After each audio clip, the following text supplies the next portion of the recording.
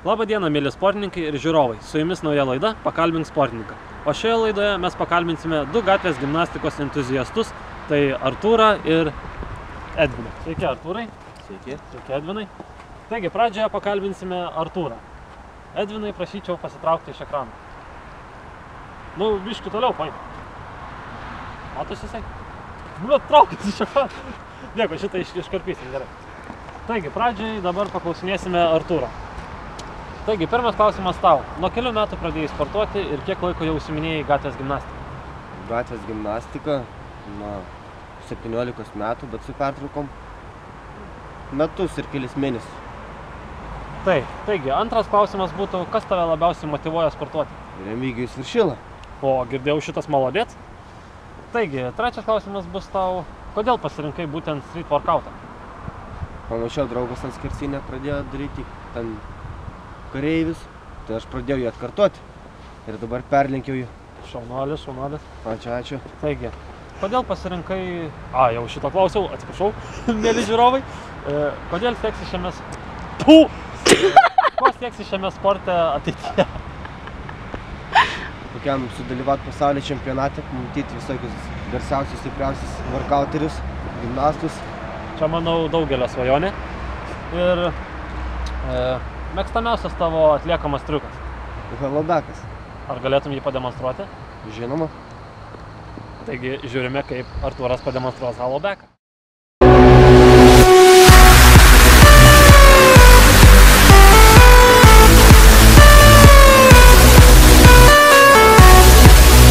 Taigi, ačiū Artūrai jums už pokalbį.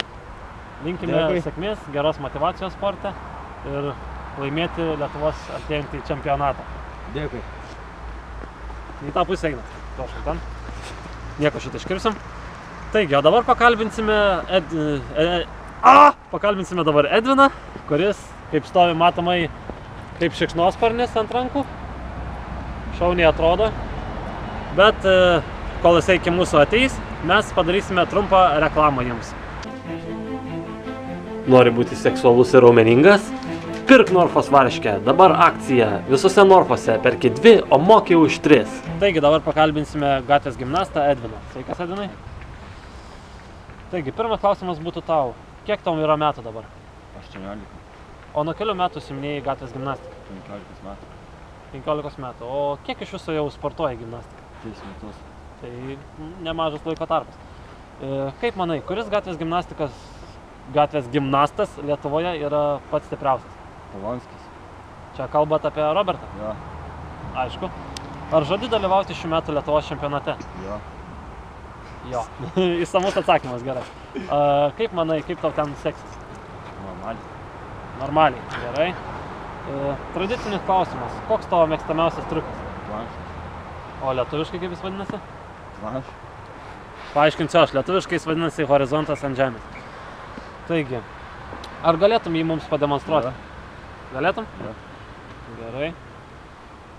Tada pademonstruok.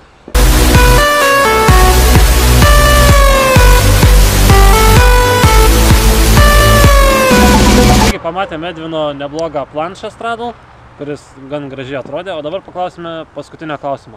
Ką palinkėtum naujokams pradedantiesiems šitame sporte? Progresuoti ir nesustoti. Jis linki progresuoti ir nesustoti, to palinkėsiu ir aš. Tai buvo pirmoji mūsų laida, ačiū Edvinai už pokalbį ir susitiksime kitą kartą.